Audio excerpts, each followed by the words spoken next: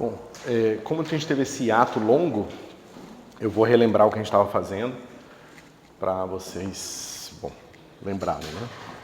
Então a gente estava vendo a questão da contração espacial, né? A gente tinha encontrado aqui, por exemplo, que o comprimento de um objeto visto do ponto de vista de um referencial em movimento, né? Ou seja, se um objeto está se movendo com velocidade v, então no referencial que está vendo ele se mover, o comprimento dele vai estar relacionado ao comprimento próprio dele, que é o comprimento no referencial onde ele está parado, né? Aquele comprimento que ele mede, digamos, alguém que está perto do objeto, em cima do objeto, mede o comprimento, né?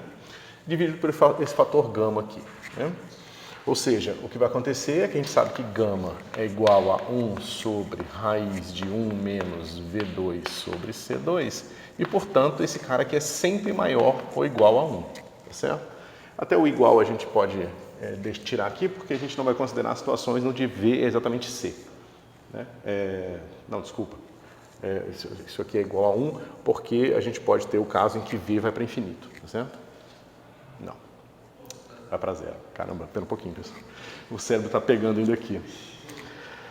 Ok. Bom, a gente viu, por exemplo, que a gente pode chegar numa situação em que V sobre C é igual a raiz de 3 sobre 2, né? Isso aqui dá, se eu não me engano, algo do tipo 0,86, né? Ou seja, 86% da velocidade da luz, né? E nesse tipo de situação, o que a gente vai ter aqui é que L vai ser LP sobre 2, certo? Então, aparentemente, o que está acontecendo aqui? Né? A gente tem aqui o objeto se movendo, né? Então, do ponto de vista desse observador Px aqui, ou melhor, x1, x0, o que ele vai ver? Ele vai ver uma faixa, certo? E ele vai concordar que o objeto ele se dá nesses pontos simultâneos aqui. Mas como eu falei para vocês, a própria definição do que é o objeto depende do referencial, porque os pontos que constituem o objeto são eventos que são síncronos num referencial, mas podem ser em tempos diferentes em outro referencial, certo? Então, mas para esse observador aqui, é esse referencial aqui, é esse objeto que ele vê. Certo? E nós vimos que esse cara aqui é LP, é L, né? Que vai ser igual a LP sobre gama. Ou seja, com esse valor aqui que a gente tinha colocado anteriormente, esse cara aqui é da ordem de LP sobre 2, tá certo? Aí vem a pergunta, será que a gente pode usar a contração do espaço para colocar um objeto que teria comprimento 1 metro dentro de uma caixa que tem comprimento meio metro, certo? Porque a princípio seria uma coisa impossível, né? O objeto tem 1 metro, eu quero botar numa caixa de meio metro, eu não consigo, por quê? Porque na hora que eu colocar o meu objeto, a ponta do objeto vai bater no fundo da caixa e eu não vou conseguir colocar o resto do objeto, tá certo? O problema é que na relatividade restrita, como a gente já discutiu bastante, a ordem dos eventos, se eles forem separados por uma separação tipo espaço, depende do observador. Então, para um certo observador, o que a gente vai ver é que o objeto bate no fundo da caixa antes da borda final dele entrar. Mas para outro referencial, não. Tá certo?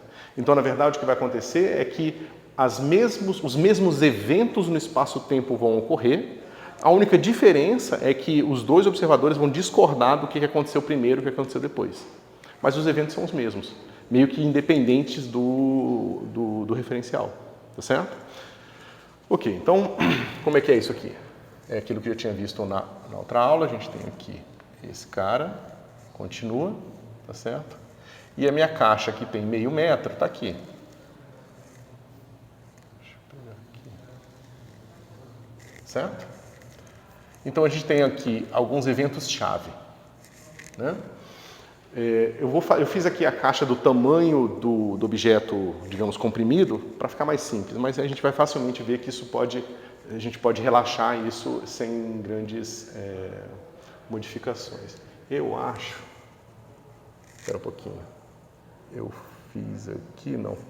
É o que está muito curta.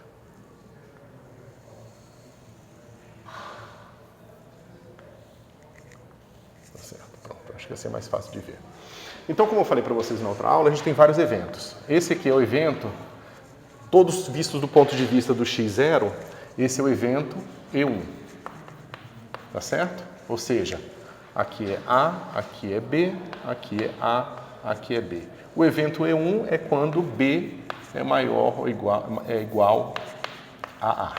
Ou seja, o objeto começa a entrar na caixa. Tá certo? O outro evento que vai acontecer é esse evento aqui, que é o E2 igual a E3, que é o evento que B é igual a B maiúsculo. Tá certo? E o evento em que a outra coisa está acontecendo, que A é igual a A. Tá certo? Então, nesse instante de tempo aqui, o que aconteceu? O meu objeto está totalmente dentro da caixa. Ok? Agora, o que a gente tem que lembrar é que para o objeto, e aí eu falei errado no final da última aula, que eu estava tentando lembrar como é que fazia isso aqui, e falei errado. A gente tem que lembrar que para esse observador aqui, a gente tem que as linhas de simultaneidade são diferentes do que para esses observadores aqui. Esses observadores são assim, para cada linha horizontal, esse cara aqui é o futuro e esse cara aqui é o passado. Tá certo? Para um observador em movimento, o que vai acontecer é o seguinte, eu vou pegar aqui um ponto qualquer dele, tá certo? Daqui sai uma linha de 45 graus e eu faço a linha que tem 1 sobre essa velocidade aqui, certo? Então, toda vez que eu encontrar um observador, eu pego que para este instante, deste ponto de vista desse observador que está em movimento, essa aqui são as linhas de simultaneidade. O que significa que para esse cara, nesse ponto, isso é o futuro e isso é o passado. Mas olha que interessante, se a gente fizer um zoom só nesse pedaço aqui primeiro, a gente vai ver o seguinte. O observador ele vai ter uma linha assim, né? E aqui ó, é futuro para os dois. Né? Você vê aqui, para esse cara, isso aqui é futuro e esse cara aqui é futuro. Certo? Aqui é futuro para os dois, futuro 1 e futuro, vou botar aqui, futuro 1, futuro 2. Aqui, vamos dizer que esse cara é observador 2, esse cara é observador 1. Então, aqui é o futuro dos dois, aqui é futuro do 1 e passado do 2. Tá certo? Aqui é passado do 1, passado do 2. Aqui é futuro do 2 e passado do 1. Tá certo? Professor, para fazer vídeo de simultaneidade, você pega uma reta 45 graus em relação ao observador? Isso, o observador ele vai estar sempre com uma inclinação. Ó, aqui é 45 graus. Vamos começar com a 45, é mais fácil. Então, o observador ele está sempre com uma inclinação maior que 45, porque aqui é x0, é tempo sobre espaço. E aí você vai ter um ângulo aqui, certo? Você pega o mesmo ângulo aqui para fazer a linha de simultaneidade. Porque, né, um é V sobre C, o outro é C sobre V. Certo? Então é claro que quanto mais próximo da velocidade da luz, mais próximo a linha de simultaneidade coincide com a própria trajetória do observador. Que é por isso que elas vão ir exatamente. E ao contrário também, né? Elas vão abrindo aqui, certo? Até a velocidade ser zero e as duas serem coincidentes. Mas então veja, se eu pensar que esse cara está considerando, veja, eles concordam que esse ponto aqui é o único ponto que todas as linhas passadas são iguais né, o futuro de um é igual ao passado do outro, tá certo? Nessa linha aqui. Agora, veja, o observador 2, para ele, um evento que para o observador 1 já aconteceu faz muito tempo, isso aqui é todo instante de tempo que já aconteceu desde o passado, onde o evento ocorreu, até agora, que é o tempo de consideração do observador 1. Para esse cara, já passou um ΔT, enquanto que para esse evento ainda está acontecendo. Tá certo? Então, o fato dessa noção de tempo ser tão díspare é o que torna esse tipo de problema mais confuso e mais difícil de seguir. Certo? Mas bem, o que acontece aqui? É que esse cara aqui chegou nesse ponto, tá certo? Agora, o que vai acontecer quando eu fizer aqui? Né? Ou seja, eu tenho esse cara e considerar, por exemplo, para esse instante aqui. O que está acontecendo aqui? Nada, né? Para esse cara aqui, como é que se diz? A minha ponta direita está dentro da caixa, tá certo? E a ponta esquerda ainda não chegou, não entrou. Certo? Agora, se eu for andando aqui, ó, eu vou ver que o que vai acontecer para esse observador aqui? Nessa fatia de tempo aqui dele. Nessa fatia de tempo, esse evento acabou de ocorrer. Mas que evento é esse aqui, ó? Esse aqui, ou seja, no referencial linha, E1 aconteceu. Depois, esse cara aqui é o E3, que é o momento em que B chega em B. Ou seja, que a ponta do bastão bate no fundo da caixa. Esse cara aqui é o E3 linha. Ou seja, é o evento 3 visto do ponto de vista dessas linhas de simultaneidade aqui. Então, ele viu o bastão batendo no fundo da caixa antes da ponta anterior do bastão entrar na caixa. Que é esse evento aqui. A ponta do bastão está do lado de fora ainda. Tá certo? Então, esse cara vai falar o seguinte, bom, esse bastão nunca entrou na caixa. Tá certo? Mas é como eu falei para vocês, é uma questão de perspectiva só. Os eventos continuam acontecendo da mesma forma, são os mesmos eventos.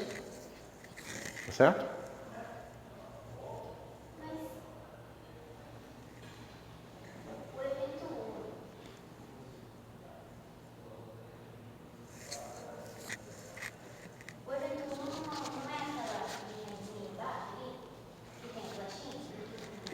O evento 1, o evento 1 é esse aqui, isso. E ele não aconteceu ainda? Não, já aconteceu para os dois. Primeira coisa que acontece é o evento 1. Né? Porque se eu vou botar linhas aqui, ó, se eu botar linhas ligeiramente inclinadas aqui, o primeiro corte que eu vou fazer é aqui. É impossível botar uma linha que passa aqui primeiro, porque ela teria que estar inclinada mais do que a velocidade da luz. Tá certo? Então, é impossível fazer esse evento ou esse evento acontecerem primeiro.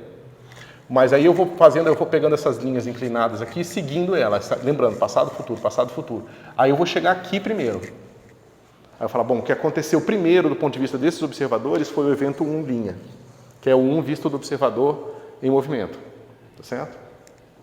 Depois, como essa linha está ligeiramente inclinada e essa aqui está exatamente horizontal, é natural que qualquer linha, mesmo que ligeiramente inclinada, vai fazer com que esse evento ocorra antes desse evento aqui. Tá certo? Então acontece o 3. E por último acontece o 2. Tá certo? Se você quiser pensar mais livremente, eu aconselho você pensar numa caixa furada. Tá certo?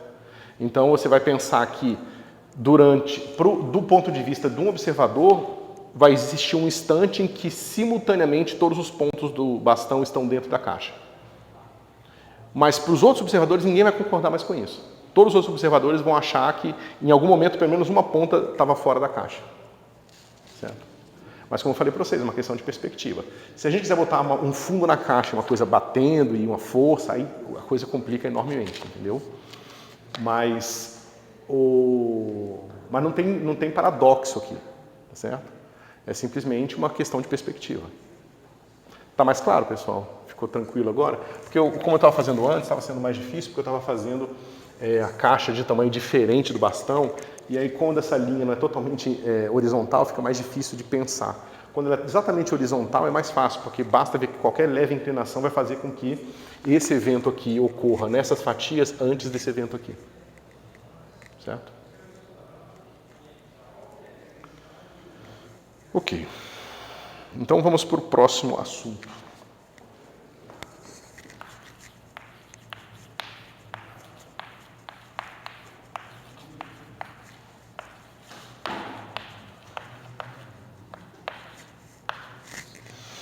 Então vamos lá. Qual o paradoxo? Né? Esses são os ditos paradoxos, que eu acho que talvez a nomenclatura seja até ruim, porque não é um paradoxo de verdade. Né? É um aparente paradoxo. Então, como aqui também é. Né? Então vamos lá. A ideia dele é a seguinte, você tem aqui esses observadores, né? Novamente eu tenho o observador x0, x1, tá certo? Eles têm aqui dois irmãos, né? dois gêmeos, bem aqui, que começam no ponto, sei lá, x0, t0 aqui, qualquer, x00, x10, isso. E 1 parte em viagem, né? Uma velocidade menor que a da luz, naturalmente. Então ele vai andando aqui, chega num certo ponto, num certo planeta, em qualquer lugar, desvia e volta para cá, certo? O paradoxo se dá porque a gente vai fazer a seguinte conta, a gente vai medir quem é o delta tal do observador 1, que eu vou chamar de gêmeo 1, né? E a gente vai medir o delta tal para o gêmeo 2, tá certo? E a gente vai notar que a gente vai fazer esse cálculo e vai descobrir que o delta tal 2 vai ser menor do que o delta tal 1. Ou seja, quando os gêmeos se reencontrarem aqui, um está mais velho e um está mais jovem, certo? E o paradoxo se dá porque algumas pessoas consideram que você poderia simplesmente fazer uma mudança de sistema de coordenadas, onde esse cara está parado o tempo todo e esse, né, que agora aparentemente estaria parado, que seria essa linha vertical, ele sim, né, ou seja, esse cara vem para cá e você tem uma coisa aqui. Aí você fala, bom, mas então é a mesma situação, então o tempo desse que está parado na Terra agora vai ser menor do que o tempo desse que está aqui e, portanto, temos um paradoxo, porque de um ponto de vista um gêmeo chega com uma idade e do outro ponto de vista o outro gêmeo que chega mais jovem. Então, quem chega de verdade mais jovem, né? Então, o problema dessa proposição aqui é justamente de que o que acontece nesse referencial é simétrico com o que acontece nesse referencial aqui. Por mais que o meu desenho não seja, minha intenção era essa, certo? Ou seja, o que acontece nesse referencial é simétrico ao que acontece nesse referencial aqui. O que não é verdade, né? Lembrem, quando a gente fez toda a construção do referencial do nosso sistema de coordenadas, a gente fez supondo velocidades constantes, né? Como as velocidades são constantes, aquela métrica eta que a gente calculou, que vai ter um caráter assim, menos 1, 1, 1, 1, ela vai ser a métrica apropriada para esses referenciais, tá certo?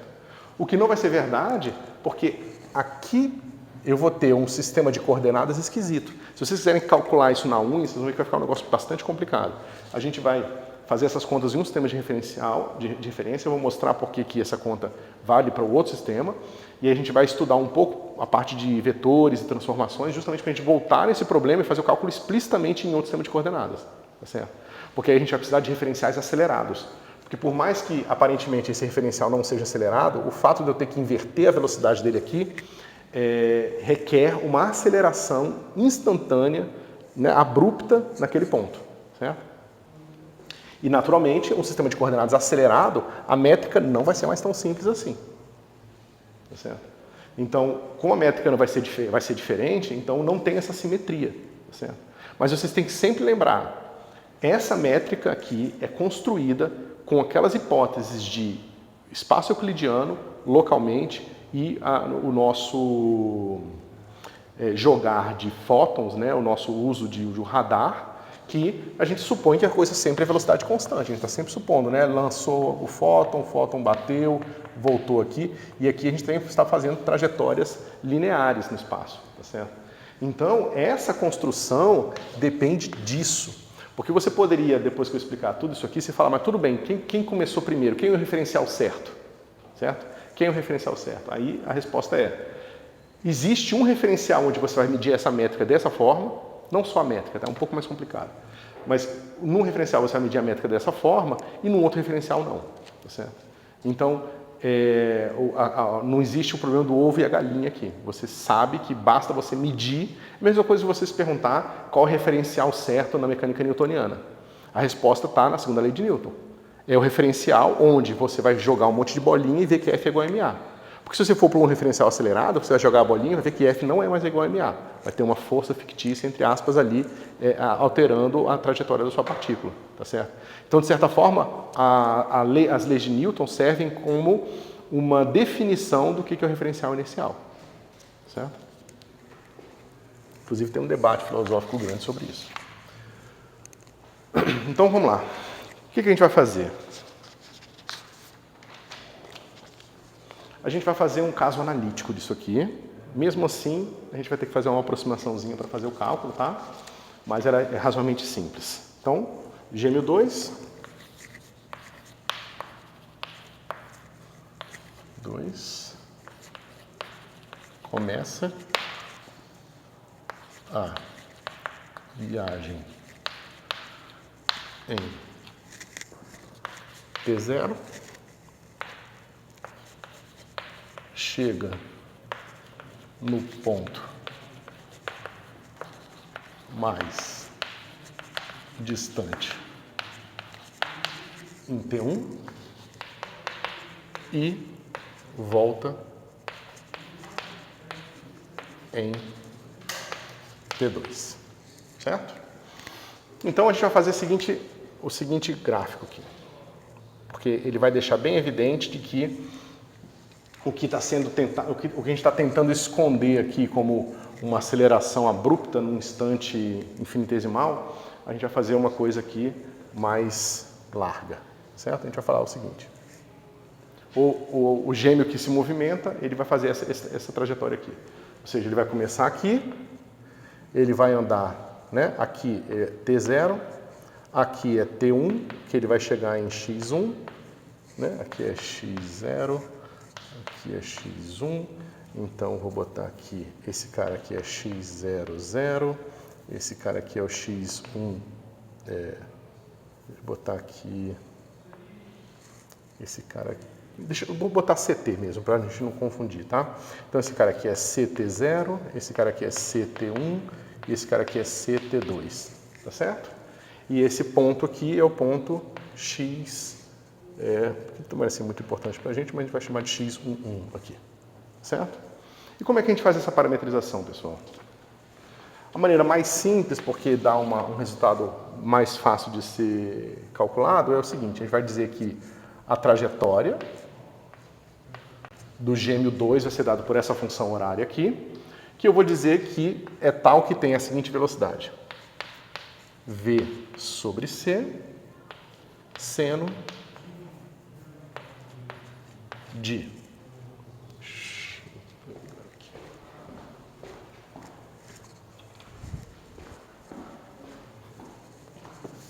Eu vou escrever aqui embaixo, tá? Então vai ficar assim, esse cara aqui, V0 sobre C, seno de π sobre 2, aí a parametrização é assim, T2 mais T0 menos 2T, dividido por T2 menos T0, certo? Vamos ver se isso aqui faz sentido.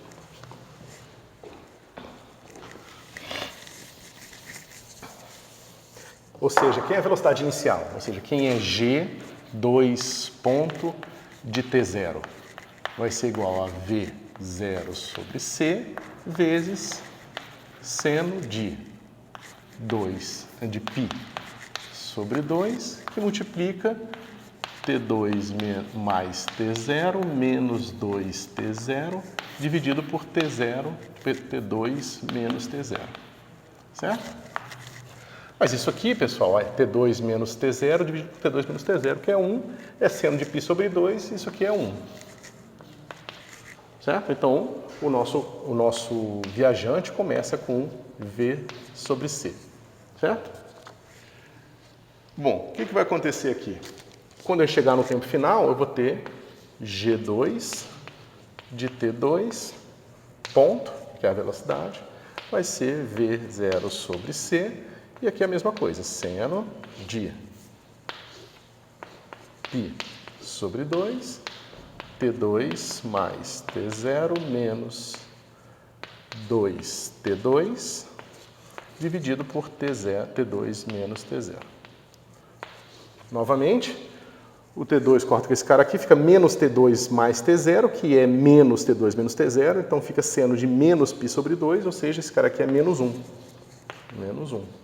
Então, isso aqui é menos V0 sobre C, certo? Então, nesse instante aqui, o meu viajante, né, o meu segundo gêmeo, ele parte com essa velocidade aqui, né, V0 sobre C, né, e ele chega aqui com a velocidade oposta. Ok? Vocês podem investigar ali e ver que, como tudo é simétrico, de fato, ele vai sair do zero e voltar para o zero. Tá? A gente vai fazer essa continha agora. Até aqui tudo bem, pessoal?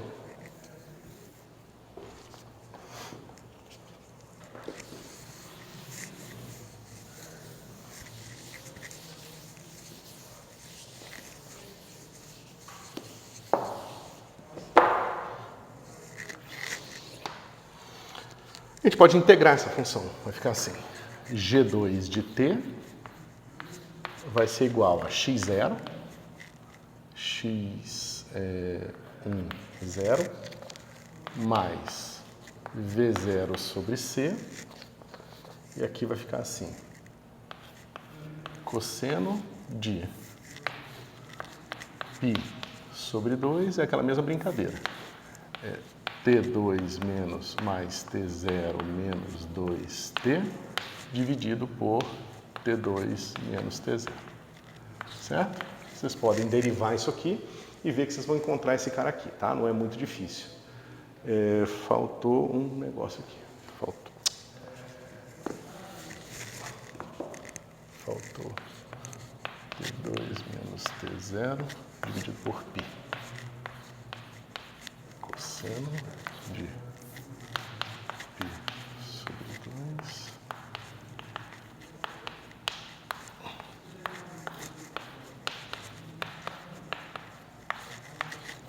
Ok? Então a gente pode checar o que está acontecendo, né? Quando a gente pegar aqui o meu G2 de T0, o que vai acontecer? X01 mais V0 sobre C, T2 menos T0, dividido por π. E aqui vai ser o quê? Cosseno de π sobre 2, mas a gente já fez essa conta, né? Quando a gente bota para esse argumento especial aqui, quando a gente escolhe o t igual a t0, dá 1. Então dá cosseno de π sobre 2. Esse aqui é 0. Certo? Então, isso a gente já viu. Em π, menos π sobre 2, cosseno também é 0. Então a gente tem aqui que o nosso G2 de T2 também é x0, 1. Né? Ou seja, o ponto inicial. É o x coordenada 1, né, inicial. Então, de fato, ele está saindo daqui e voltando para cá. Quando a gente sai de T0, vai para T2. Ok? Bom, e agora como é que a gente vai fazer? A gente precisa calcular o tempo próprio, ou seja, quanto que é o delta tal medido pelo segundo gêmeo. Né?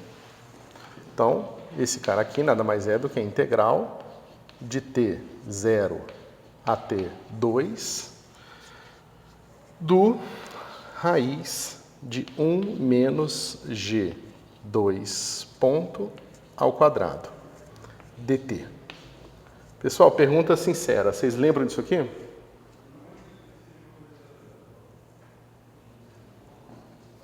Né?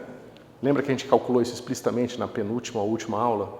Que se a gente usa as coordenadas do sistema de coordenada para calcular a velocidade, é sempre 1 menos isso aqui. Justamente porque esse cara aqui é a derivada da coordenada em relação a ela mesma. Tá certo? E aqui é a derivada do ponto onde o objeto se encontra, onde o observador se encontra, como função do tempo. Certo? Se vocês não lembrarem disso aqui, vocês dão uma olhadinha lá atrás, tá certo? Se a gente parametriza isso aqui pelo tempo próprio, aí é claro que esse negócio vai dar 1, tá certo? Beleza, então a gente precisa fazer essa integral aqui agora. Como é que ela vai ficar? Vai ficar integral de T0 a T2 de raiz de 1 menos V0 sobre C. Peraí. Só ver se eu não errei nada. Não, isso mesmo. V0 ao quadrado, C ao quadrado, seno de π sobre 2, T2 mais T0 menos 2T dividido por T2 menos T0. Certo? dt. Ok? Bom, a gente teria uma solução analítica, seria bem fácil se a gente colocasse a velocidade igual à velocidade da luz inicial. Mas como a gente não quer fazer isso, a gente não vai fazer. A gente vai ter que fazer uma pequena aproximação aqui. E aí, pessoal, quanto vocês acham que isso aqui vai dar? Só olhando de cara aqui, o que vocês acham que vai acontecer com o tempo próprio do segundo observador?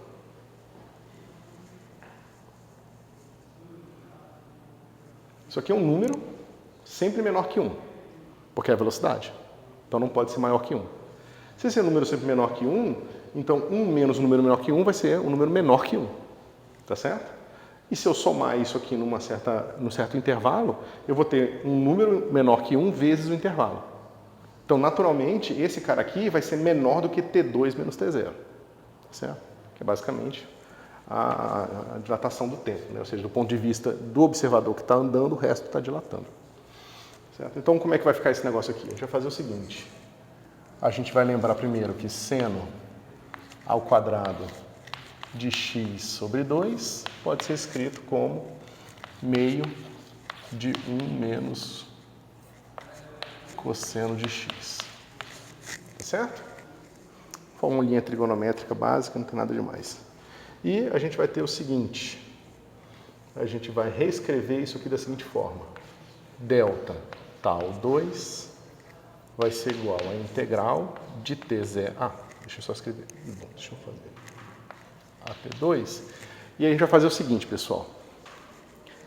O seno é sempre... Aqui é seno quadrado, tá? É seno quadrado porque aqui é G2 ponto ao quadrado. Seno quadrado é um número sempre menor que 1. Certo? E esse cara aqui também é sempre menor que 1. O produto de número menor que 1 com número menor que 1 é um número menor que 1 também. Ambos são positivos. Então, esse termo todo aqui, eu posso reescrevê-lo assim. Raiz de 1 mais epsilon. Certo? Onde epsilon é um número menor que 1. Esse negócio vai ficar assim. Isso aqui vai ficar 1 mais epsilon sobre 2. Né? Ou seja, eu derivei aqui uma vez. Se eu derivar mais uma vez, vai ficar menos epsilon quadrado sobre 8 e assim por diante. Eu vou ter uma série. Né? Quando eu derivar uma vez, cai o meio. Quando eu derivar a segunda vez, vai cair meio. Depois vai cair 3 meios. Deixa eu só conferir se está certo. Meio, 3 meios. Será que está faltando um 3 ali?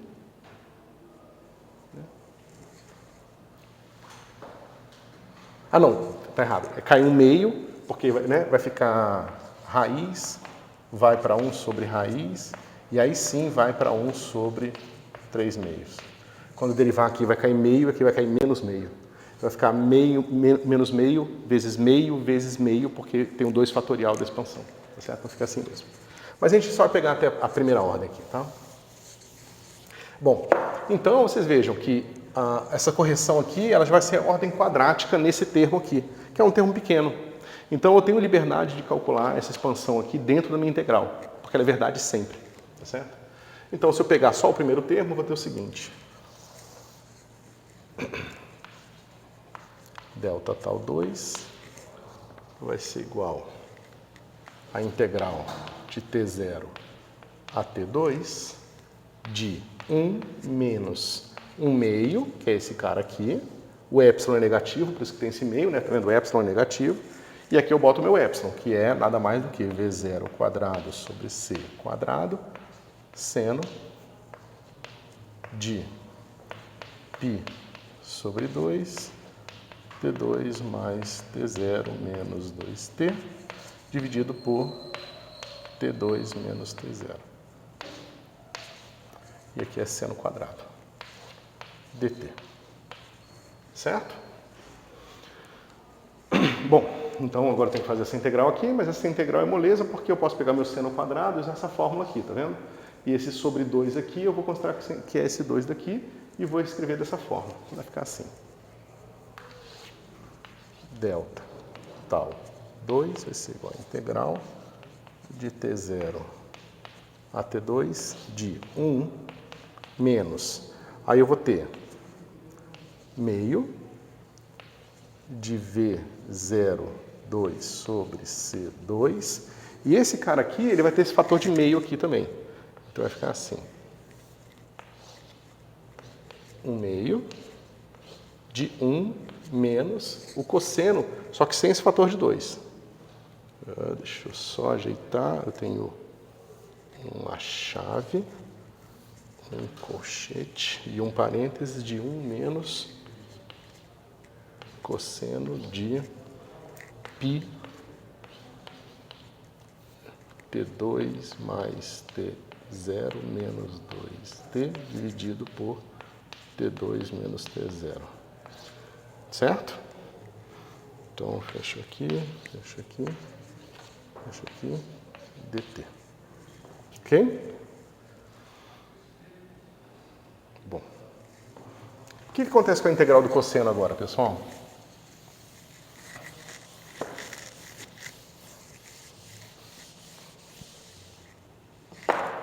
Eu vou ter aqui delta tal 2 vai ser igual a... Ó, esse cara aqui vezes esse cara aqui é uma constante. Esses caras aqui, esse vezes esse, com esse 1 aqui é uma constante. Então vai ficar assim. T2 menos T0, certo? Vezes 1 menos 1 quarto de V 0 quadrado sobre C ao quadrado. Vocês concordam? Que é a integral disso vezes disso menos esse vezes esse. Só com esse 1 aqui, certo? Agora eu tenho que integrar o cosseno. Só que veja, essa relação aqui tirou o meio daqui. O meu cosseno agora, ele está indo de menos π a π. Um cosseno de menos π a π, ele tem a mesma área em cima que tem embaixo. Você pode fazer a conta, é trivial, você vai ver que dá seno, e aí o seno nos extremos é 0. Ou você simplesmente pega graficamente e reconhece que isso aqui vai dar 0. Certo? Então, até a ordem quadrática, aquele é o resultado. Certo? Mas quem é isso aqui? O que é isso aqui? É delta tal 1 vai ser igual a integral, e é importante a gente escrever assim, de raiz de 1 menos 0. Por que 0? Quem é a derivada da trajetória do gêmeo 1? A trajetória do gêmeo 1 é assim, ó. G1 de t igual a x01. É uma constante, ele está parado. A velocidade é 0. Um 0 ao quadrado aqui, dt. Também de t0 a t2. Por mais que os tempos sejam diferentes, o rótulo dos eventos onde eles saem e depois onde eles se encontram é sempre o mesmo. Então, tanto faz se eu usar t ou tal. Mas isso aqui está dizendo para mim que isso aqui é igual a t2 menos t0. Ou seja, delta tal 2 vai ser igual a delta tal 1 vezes esse fator aqui. 1 menos 1 quarto de V2 0 sobre C2. E voilà. A gente tem aqui que esse aqui é um número menor que 1. Então, se passou um ano para um gêmeo, vai passar um ano vezes um fator menor que 1, ou seja, vai passar menos tempo para o gêmeo 2 aqui. Então, o gêmeo 2 vai chegar mais jovem do que o gêmeo 1, certo? Ok, mas veja o seguinte, pessoal. A gente está usando duas medidas invariantes. Esse cara é uma medida invariante. A gente provou isso. E esse cara aqui é também uma medida invariante. Certo? Vamos escrever isso aqui de uma maneira explícita, para ressaltar a invariância.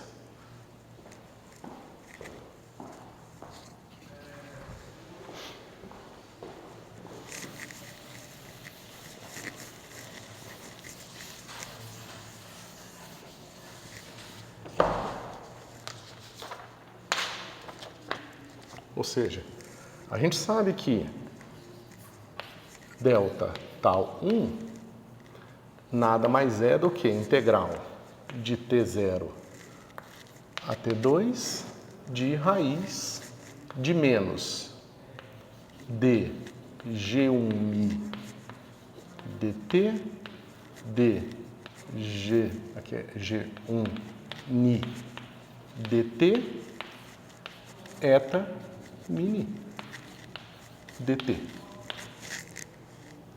Tá certo? E que se a gente calcular a mesma coisa para o outro observador, a gente vai ter o seguinte, delta tal 2, o tempo próprio dele, também rotulado por esses mesmos dois instantes especiais, o t0 e o t2, vai ser dado por isso aqui, menos dg G2Mi, dt, dG2Ni, dt, eta mini, dt. Certo? Então vejam, o que está acontecendo aqui é que essa quantidade aqui não depende do sistema de coordenadas. A gente não tem total clareza nisso, porque eu ainda não mostrei as ferramentas que vocês precisam usar para mostrar isso, mas a gente vai mostrar que esse tipo de objeto é invariante de coordenadas e esse também é invariante para o sistema de coordenadas. E mais que isso, o dt que a gente está usando, a gente já viu que também é invariante, porque se a gente troca um t por r, vai ficar ddr, drdt, só que drdt a gente escolhe como sendo um número positivo, para que a gente não perca a sincronia, e aí então vai sair o drdt e vai virar dr aqui. Então não importa como a gente parametrizou as curvas, tá certo? E não importa o sistema de coordenadas que a gente usou. Isso aqui tem que ser verdade sempre, certo? Então, o que a gente vai fazer agora é que a gente vai mostrar, para a gente poder mostrar explicitamente que não há um paradoxo, a gente vai fazer essa conta aqui em um outro sistema de coordenadas. Mas antes disso, isso nos dá a deixa para a gente começar a explorar a estrutura matemática que está por trás desses objetos, para a gente ter os mecanismos necessários para fazer essa conta. Ok? Até aqui alguma dúvida, pessoal?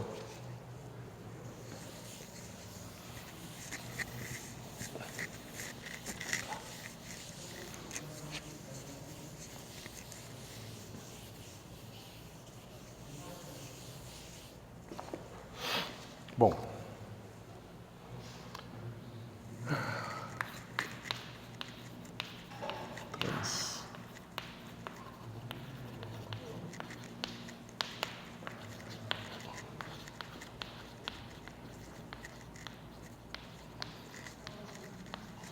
Então, a gente já viu um pouco a questão das transformações de coordenadas, como é que a gente pode fazê-las, né?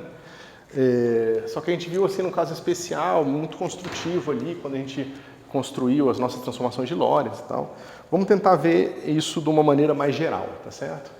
O que a gente pode introduzir no nosso problema para designar uma transformação mais geral de coordenadas, né? O problema padrão que a gente usa para isso é o seguinte: a derivada direcional.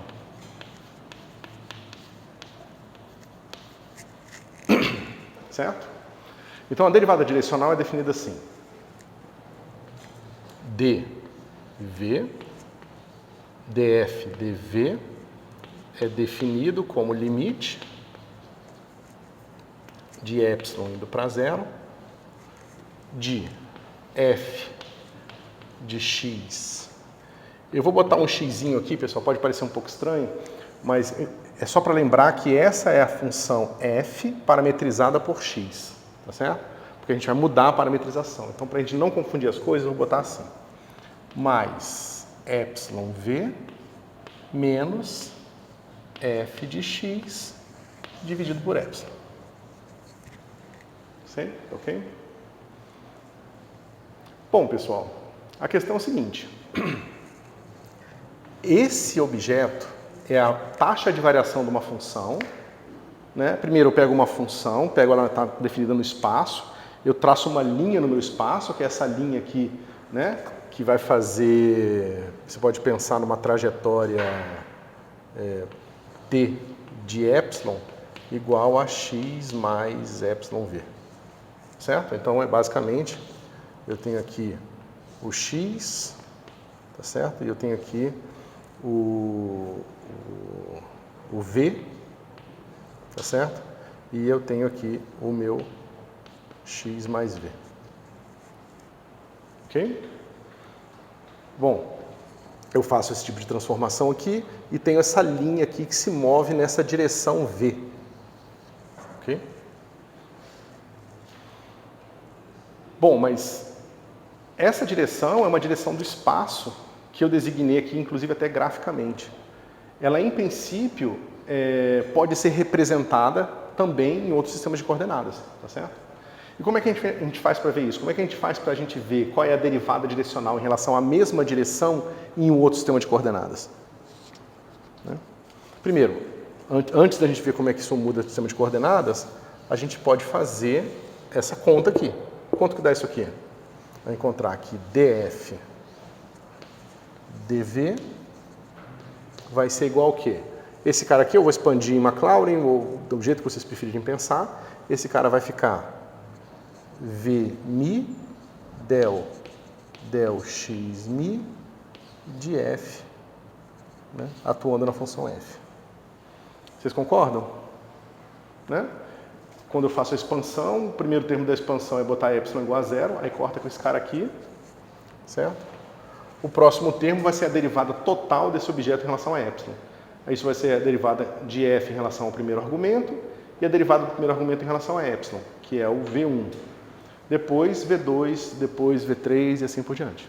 Vocês conseguem ver isso aqui ou vocês querem que eu faça a continha? Não tem... Não, assim, como a gente está em primeira ordem, o termo de fatorial é 1 fatorial. Certo? Mas não... Se a gente estivesse fazendo em mais alta ordem, teria que se preocupar com isso, sim.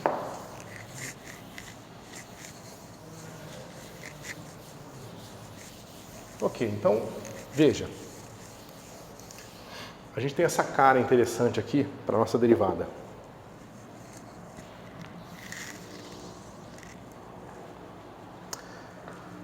E se eu quiser fazer essa brincadeira toda aqui em outro sistema de coordenadas? Como é que eu faço?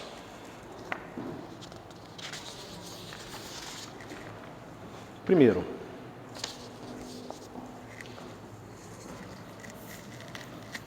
dado um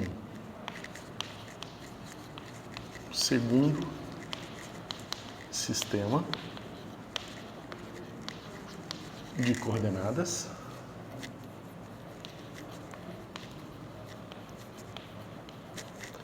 y, temos que eu tenho uma função φ y mi de x igual a y mi. Essa função ela vai fazer o papel da transformação, ou seja, a obrigação dessa função é, eu boto a coordenada antiga x e ela vai me dar a coordenada nova y, tá certo? E, naturalmente, essa função tem que ser inversível.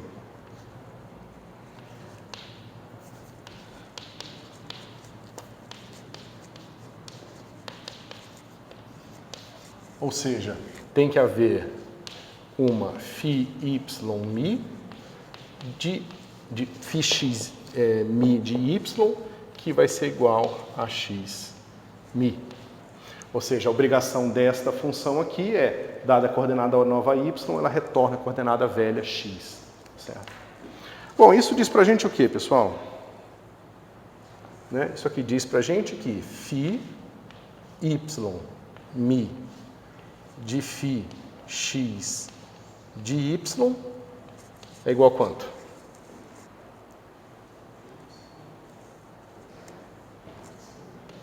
Y mi. Se isso não fosse verdade, significaria que eu boto um x encontro o y, aí jogo o y aqui e encontro outro x. Não é o que eu quero que o ponto seja associado unicamente ao outro, ou seja, o ponto é o que importa, a coordenada é irrelevante, certo? Ok, bom, no momento que eu faço isso, eu posso ter tanto essa expressão, quanto eu posso ter φ x mi de φ y de x igual a x mi. Certo?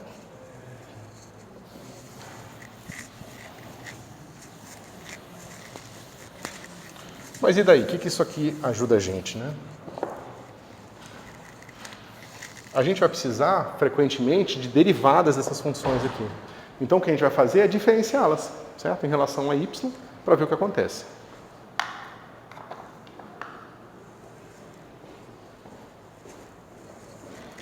Então, se eu diferenciar essa função aqui em relação a y ni, foi o que eu fiz.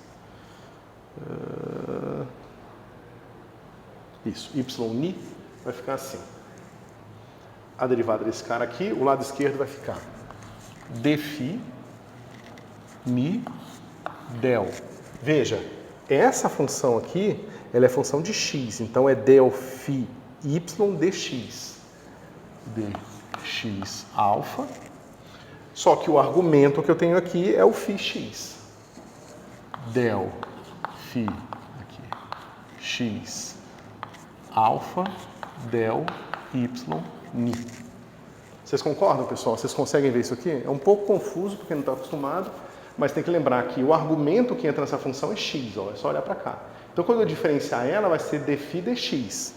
Só que a função que está no lugar do x é essa função φ aqui, certo? Então, por isso que vai ficar assim. E o lado direito dá quanto? Se eu derivar esse cara aqui em relação a y ni, vai dar delta mi ni. Certo? E se eu fizer a mesma coisa ali? Fizer a mesma coisa aqui?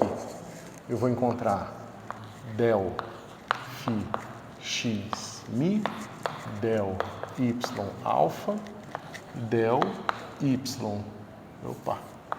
φ y alfa, del x ni, e também é igual a delta mi ni. Mas o que é isso, pessoal? Você pode pensar num ponto específico qualquer do espaço. Esse cara aqui vai ser uma transformação do tipo lambda mi alfa. E esse cara aqui vai ser o lambda menos 1 alfa ni. E por que eu já te chamei de... Eu poderia ter chamado de lambda e... Posso chamar até de gama, se eu quiser. Vou chamar esse cara aqui de gama, tá? A derivada do y. Vou chamar de lambda e a derivada do x de gama, tá certo? Mas isso aqui, ó, é igual a delta mi ni, certo? E a gente viu aqui, ó, essa aqui é a derivada de quem? Esse cara que eu chamei de gama. Gama mi alfa, lambda, porque a derivada do y eu chamei de lambda, alfa ni, também delta mi ni. Mas o que é isso aqui, pessoal? Se eu interpretar esses caras aqui como linha e coluna, isso aqui é uma matriz multiplicando essa matriz aqui. É a matriz lambda multiplicando a matriz gama, igual a identidade.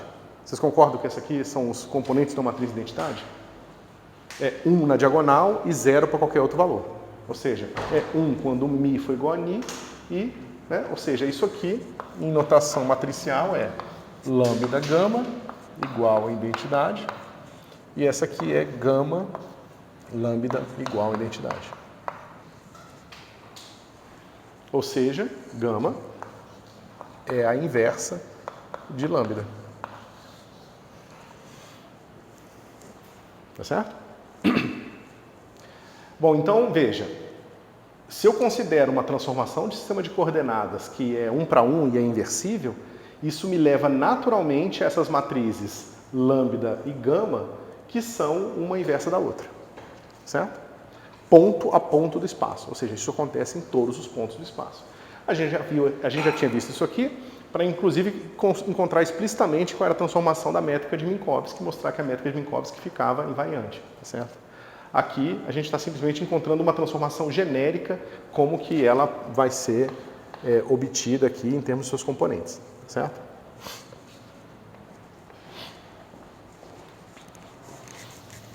Então, como que a gente agora aplica essa mesma ideia aqui na nossa derivada direcional, né? Então, vamos lá. Eu quero calcular esse cara aqui de novo. Então, eu vou calcular esse pedacinho aqui, ó. Okay? Só como é que eu faço isso? Eu vou ter o seguinte.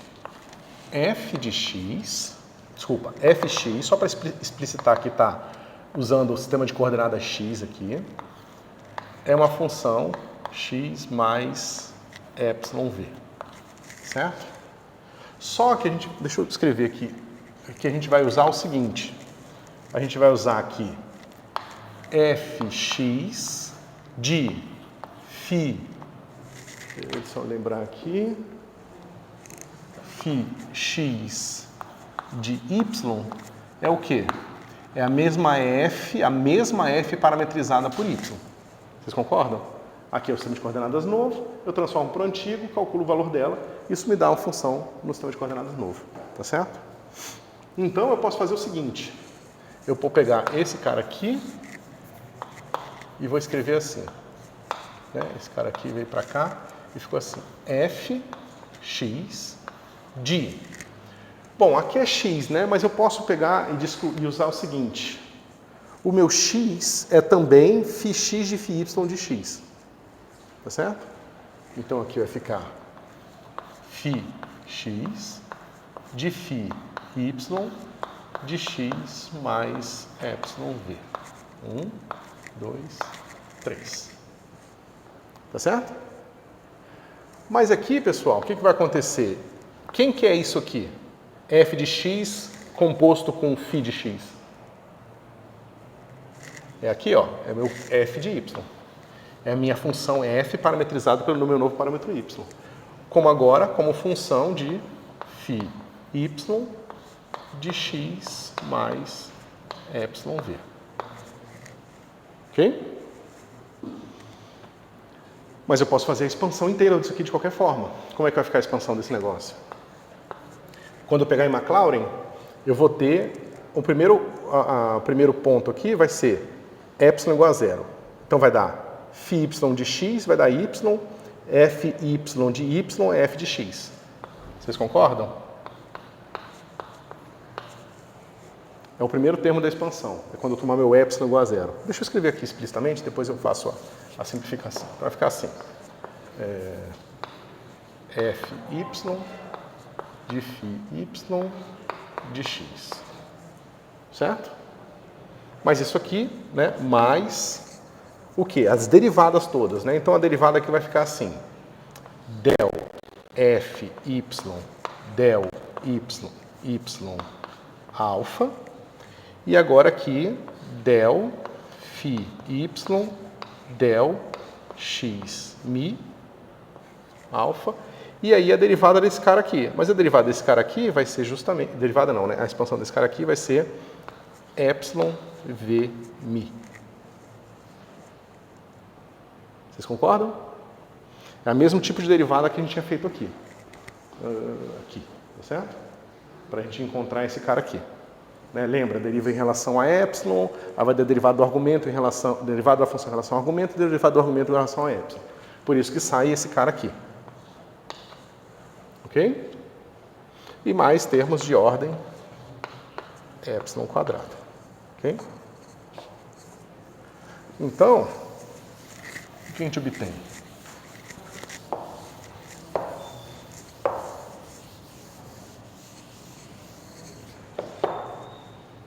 A gente vai ter aqui df dv vai ser igual ao limite de epsilon indo para zero, de, a gente substitui esse cara aqui, né? Vai ficar del fy del y alfa, del φy alfa, del x mi, epsilon v mi, mais esse termo aqui, mas como eu falei para vocês, esse termo aqui, ó, se eu substituir esse cara aqui, vai ficar fx de φx de φy de x, que é f de x. Então, mais fx de x menos fx x de x, né? Mais termos de ordem quadrática. Isso aqui é um sobre... Né? E esse cara vai ficar assim. Del fy del y alfa, del φy alfa, del x mi, v mi. Mas a gente pode reorganizar essa brincadeira aqui. A gente vai fazer assim, ó. V mi, del φy alfa, del x mi, del y alfa. Tá certo? Mas a gente já tinha calculado isso aqui no outro, né? Desculpa, e esse cara aqui, fy. Tá certo? A gente já tinha calculado isso aqui. A gente encontrou o seguinte, esse cara aqui vai ser igual a Vmi del x mi de atuando em fx. Certo? Então vocês vejam o seguinte, tanto esse termo aqui, quanto esse aqui, eles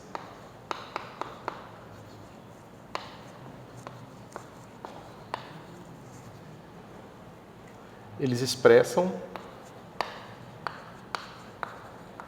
a mesma quantidade.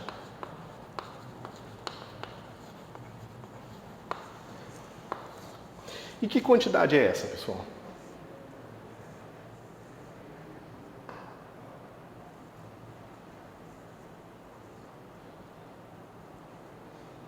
É a direção.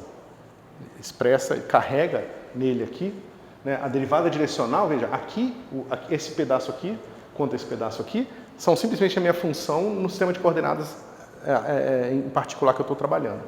E esse cara aqui carrega a direção na qual eu quero saber qual a variação daquela função. Mas isso é igual a isso aqui.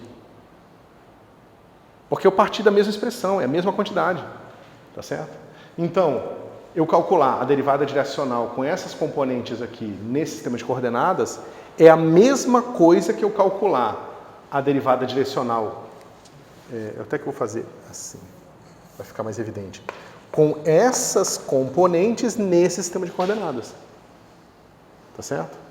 Então, esse cara aqui é exatamente aquilo que a gente vai chamar de vetor. Tá certo? E por que a gente está fazendo essa conta toda? Porque essa conta, como a gente parte de uma coisa que a priori não depende do sistema de coordenadas, tanto que eu vejo que eu posso exprimi-las tanto no sistema de coordenadas x, quanto no sistema de coordenadas y.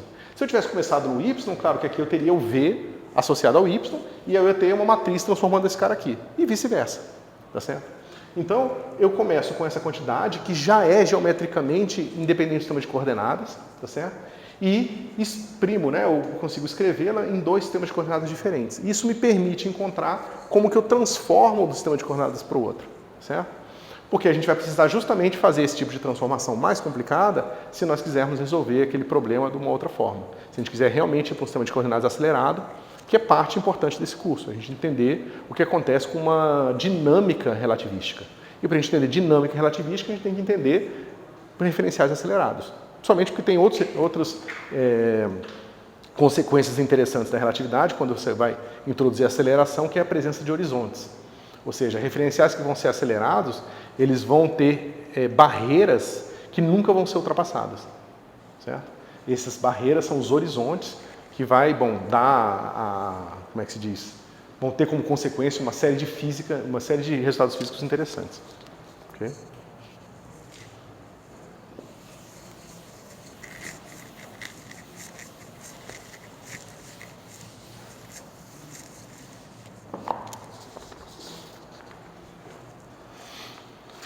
Bom, além disso, o que acontece se eu fizer o seguinte? Se eu pegar esse cara aqui, ó, limite de epsilon indo para zero, de f de x mais epsilon, que multiplica v mais u, certo? Menos f de x sobre epsilon. Como é que vai ficar esse negócio aqui? É fácil ver, né, que esse negócio aqui vai ficar assim, Vmi mais Umi del x mi de f. Quando não houver ambiguidade, não vou colocar aqui as coordenadas, tá? Mas isso aqui, pessoal, é igual a Vmi del x mi de f mais Umi del x mi de f. Então você vê que tem um caráter de soma aqui. A derivada direcional da soma das direções é a soma das derivadas direcionais. Tá certo? Então, não só ele expressa a mesma quantidade que carrega a noção de direção, mas ele também expressa o mesmo caráter de espaço vetorial que a gente tem para as direções. Ou seja, a gente agora pode facilmente dizer que esse cara aqui é a definição, né? Ou seja, eu tenho V, Mi, del del x mi, e eu estou definindo que somado com o mi del x mi é isso que a gente acabou de obter, ou seja, v mi mais o mi del x mi, certo?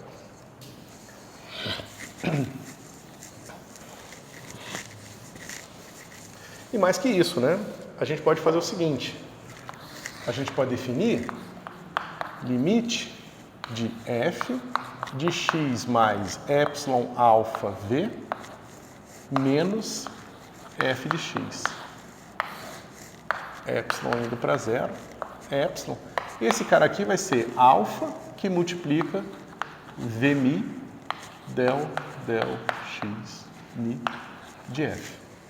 Então eu posso multiplicar por um escalar, ou seja, a derivada direcional no vetor multiplicada por um escalar é produto pelo mesmo escalar da derivada direcional da função, tá certo? Então, eu tenho aqui todos os ingredientes para dizer que esses caras aqui, ó, formam um espaço vetorial.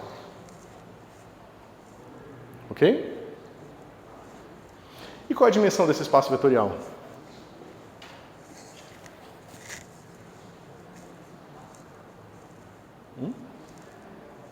Vai ser 4, mas como é que a gente vê isso?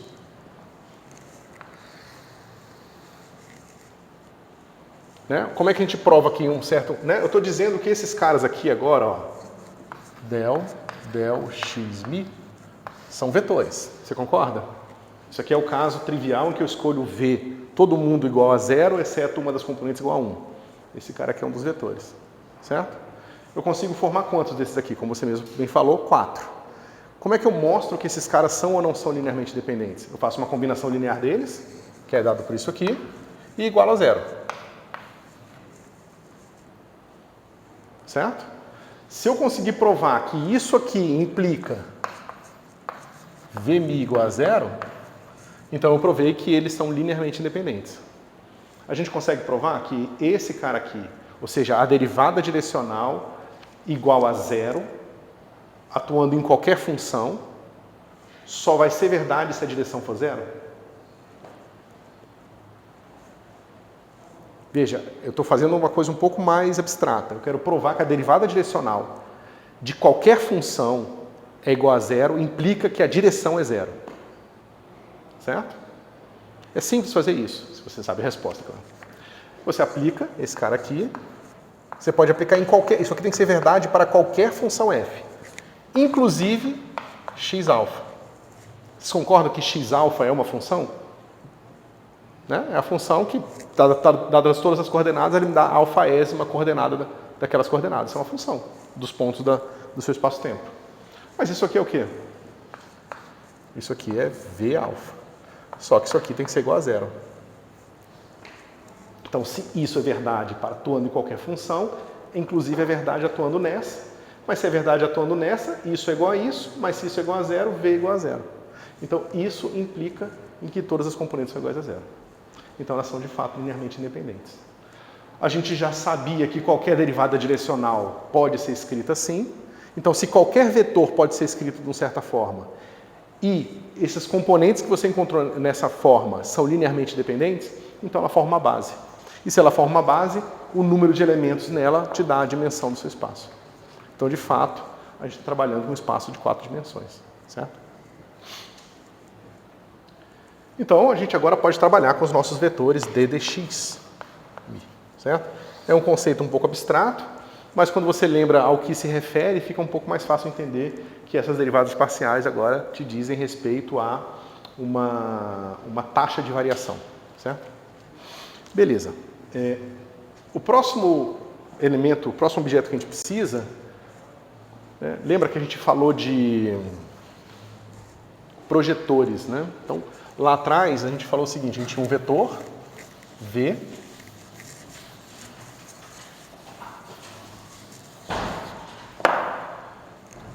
a gente tinha um vetor Vmi e a gente podia definir um Wmi que atuava assim, né? Wmi, Vmi é um número, certo? É uma projeção que te dá um número associado a essa, digamos, essa direção da projeção, certo? A gente acabou de ver que os vetores estão associados a derivadas, né? O que vocês imaginam que a gente possa fazer para associar agora a essas projeções?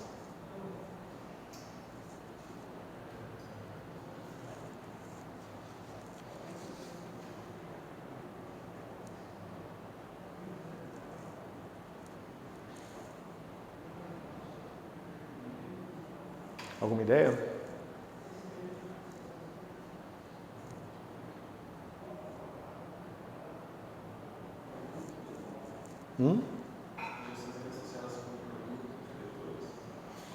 Não é o produto entre vetores ainda, né? É aquela brincadeira. Antes de você definir o produto entre vetores, você pode definir uma outra coisa, que são esses projetores, que são esses objetos que extraem informação dos vetores.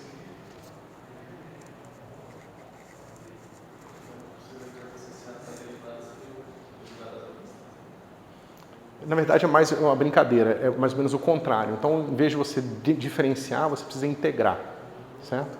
Então, por exemplo, como é que você vai fazer quando a gente estava definindo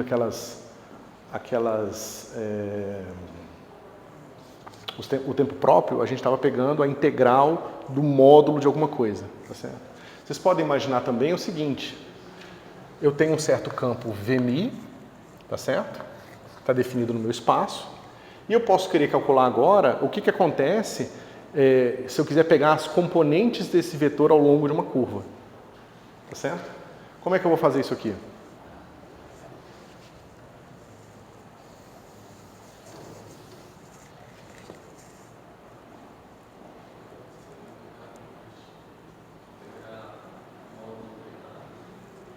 Exatamente. A gente fez isso, né? A gente falou que... Deixa eu botar aqui. Integral de raiz de VMI, né? Eta mini, e aqui eu tenho, deixa eu ver como é que eu estava chamando, vou botar assim, U dx ni dt, tá certo? E esse cara aqui, deixa eu fazer aqui de outro jeito.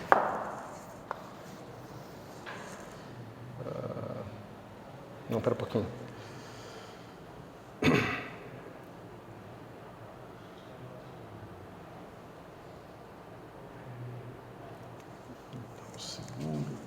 Eu não botei esse detalhe, eu estou tendo que fazer aqui de cabeça. Espera aí só um segundo.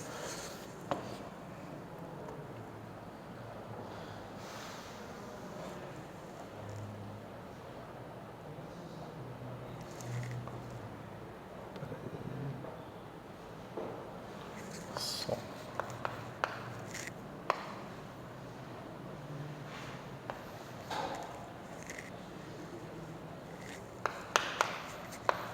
Eu não queria passar direto aqui para vocês,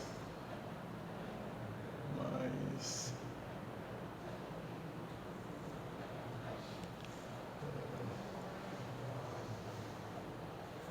Não, não é isso, não é isso. Espera aí.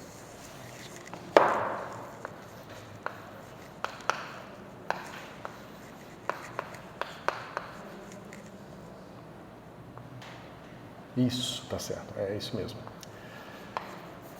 Tá, então, dx mi, certo? Então, é porque tem uma maneira mais fácil. Se você introduz direto os dois vetores, você vai precisar usar a métrica. Mas como o covetor ele aparece naturalmente como um gradiente, vale a pena a gente olhar dessa forma aqui primeiro, certo? Então, imagina o seguinte. Imagina que eu pego essa função aqui, essa mesma função que eu estava querendo calcular aqui, e faço o seguinte, f de x mais εv, certo? E penso que esse cara aqui é um parâmetro da minha curva, certo? Eu posso fazer a integral dessa curva aqui, né? Ao longo desse cara, eu vou pensar, vai ficar assim, f de x mais epsilon, deixa eu fazer assim, só um segundo.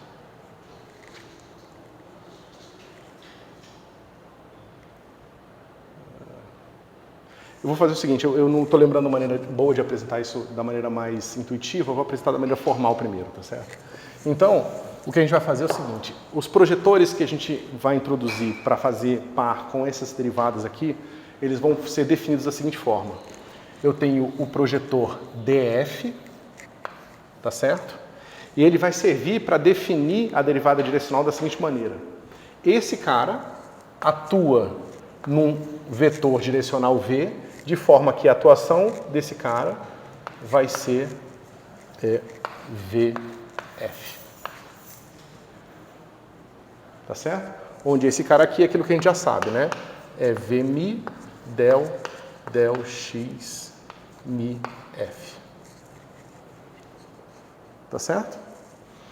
E isso vale para qualquer função f aqui, né? Qualquer função f pertencente ao C infinito R4 aqui que a gente está trabalhando, tá certo? Então, basicamente, o que a gente está fazendo, e depois eu quero lembrar, porque esse negócio fica bastante intuitivo, a gente quer pegar essa noção aqui de derivada direcional e separar em dois pedaços, tá certo? Um é a direcional, é o vetor, tá certo? E o outro é o cara que leva a função que vai ser direcionada, que vai ser da qual vai ser tirada a direção, a derivada direcional, tá certo? Então eu defino esse operador D de forma que quando ele atua em V, ele vai ser dado por V atuando em F, tá certo? Então, bom, parece uma coisa meio banal, mas vocês vão ver que é bastante interessante isso aqui. Parece que a gente não está fazendo muita coisa, mas vocês vão ver que essa definição é bastante poderosa. Primeira coisa que vocês podem ver aqui é o seguinte. dx mi, agora lembrando da definição, tá certo? Definição, né? Atuando numa função num V aqui, vai ser como?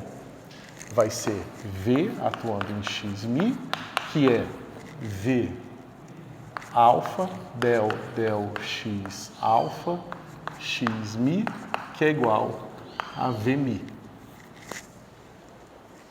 Tá certo? Então, olha que interessante. Esse cara aqui, ele está fazendo o papel daquele projetor W mi igual a 0, 0, vamos fazer assim.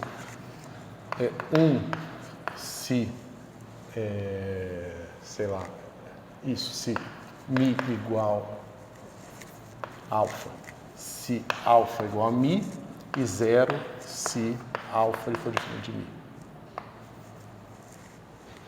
Né? Lembra, aquele projetor que pega a miésima coordenada, ele é um projetor que tem essas componentes aqui. Por exemplo, é aquele que vai ser assim.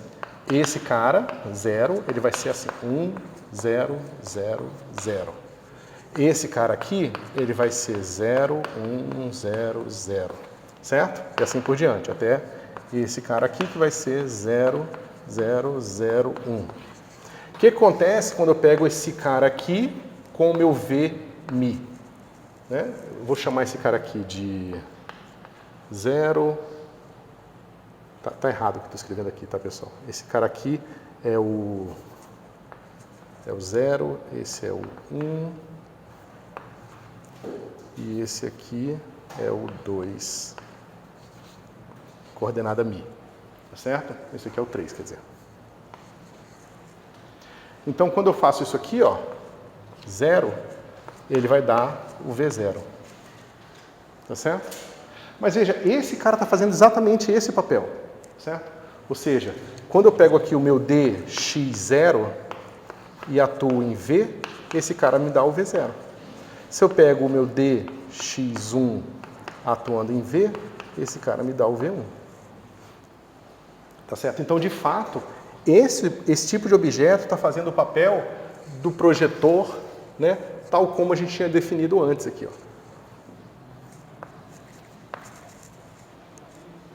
Tá certo?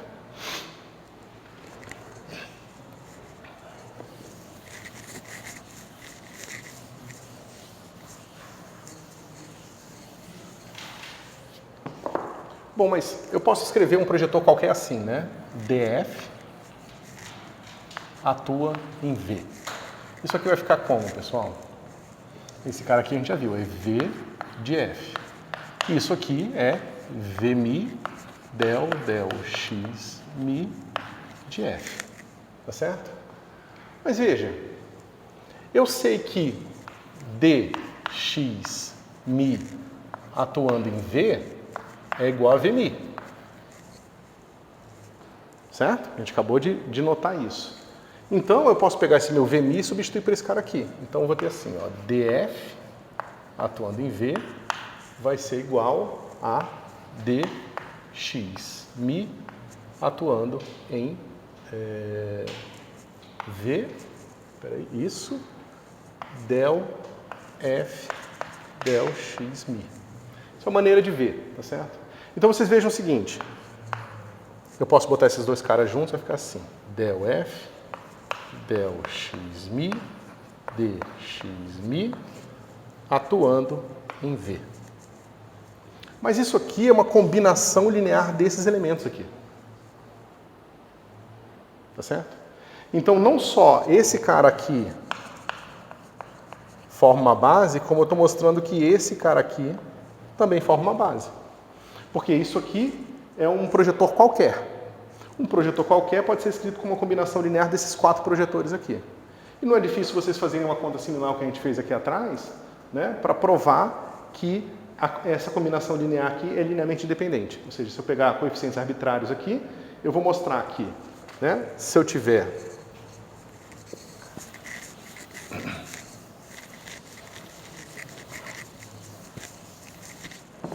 se eu tenho Wmi dxmi, né, igual a 0, o que eu faço? Eu aplico Wmi dxmi em ddx alfa.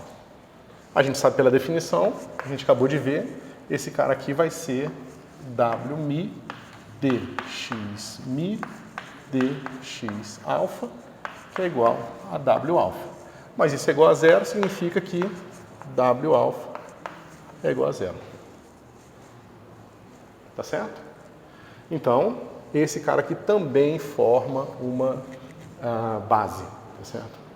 E pronto, a gente, a princípio, tem todas as ferramentas que a gente precisa para calcular agora as transformações. Por quê? Porque a gente já tinha visto lá atrás que o nosso ds2 era basicamente o eta mini dx mi dx ni. Tá certo? Ou seja, a gente usa esses dois objetos agora para atuar em dois vetores, ou seja, esse cara aqui vai atuar num vetor V e num vetor U. As componentes, então, vão atuar aqui. Então, esse cara aqui vai ser, né, ds2 de V e U vai ser Vmi eta mini uni. Certo? Que era o que a gente sabia antes. O elemento ds atuando no V e no U é dado por essa expressão aqui. E que a gente pode agora reescrever em termos dos nossos objetos diferenciais aqui. Certo? E, portanto, se a gente sabe agora, que é o que a gente vai fazer na próxima, deixa eu ver, na próxima aula, calcular as transformações aqui, a gente sabe calcular essas transformações aqui. Certo? A gente tem mais uns minutinhos, vamos só ver isso aqui.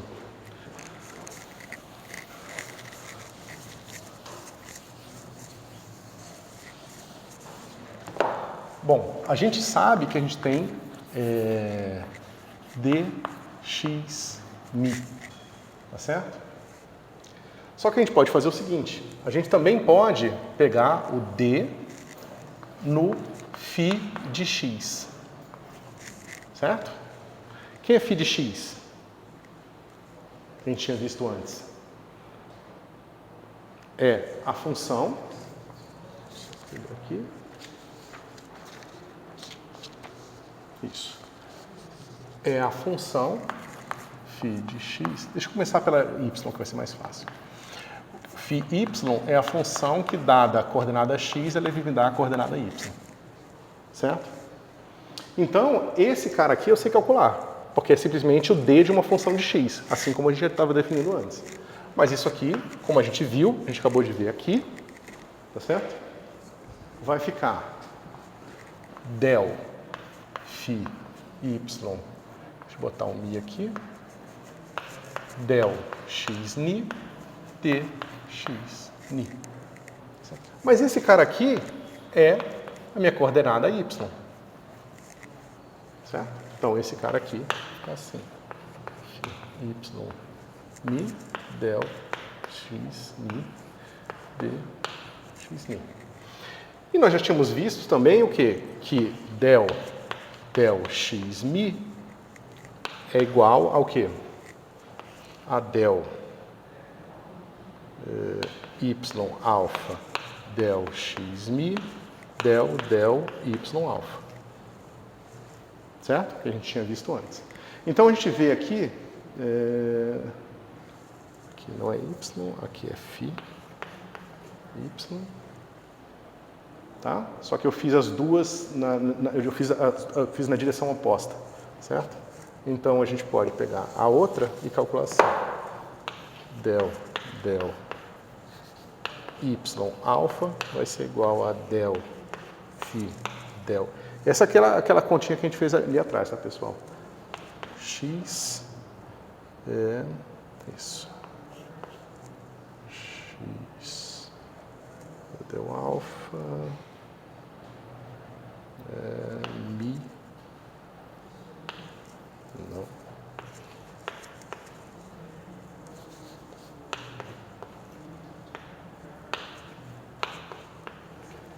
Certo? Ou seja, esse cara vai se transformar dessa forma, que foi o que a gente acabou de ver ali, e esse cara se transforma dessa forma aqui, certo? Mas veja, esse cara aqui é o que eu chamei de matriz. Qual foi que eu chamei de lambda? Eu não lembro. Bom, um desses aqui vai ser lambda e outro aqui vai ser lambda menos 1.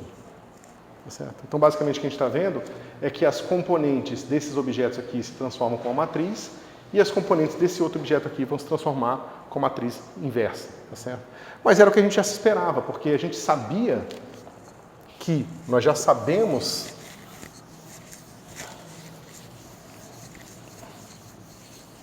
que tudo saiu daqui.